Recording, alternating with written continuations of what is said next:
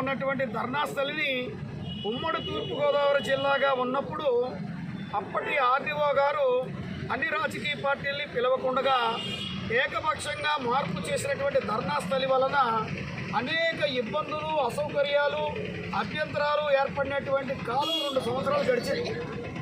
మరి ఇటువంటి పరిస్థితుల్లో ఈ సమస్యను శాశ్వతంగా పరిష్కరించాలనే ఉద్దేశంతో అఖిలపక్షంగా అన్ని రాజకీయ పార్టీలు కూడా కలిసి మరి కాకినాడ జిల్లాగా ఏర్పడిన తర్వాత జిల్లా కలెక్టర్ గారిని, ఎస్పీ గారిని కూడా కలవడం అనేటువంటి కార్యక్రమాలు కొనసాగాయి. సముచితంగా జరిగినప్పటికీ కూడా సమన్వయంతో నిర్ణయం తీసుకోకపోవడం వల్ల ఈ ధర్నా చౌక్ ఇక్కడ మున్సిపల్ పార్కు లోపల ఏర్పాటు చేసేటువంటి పరిస్థితి వల్ల ఈ రోడ్డు గందరగోళంగా తయారైంది.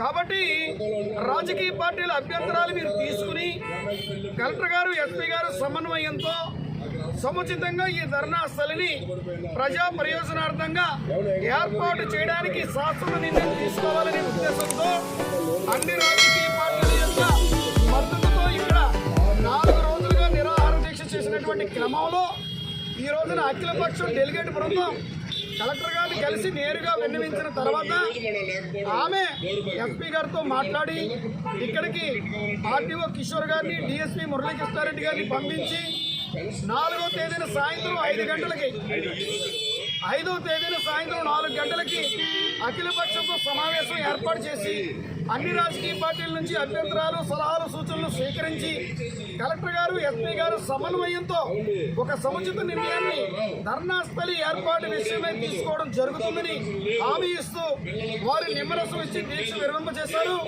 వారికి కృతజ్ఞతలు తెలియజేసుకుంటూ ఈ దీక్ష విరమణ చేయడం జరుగుతోంది.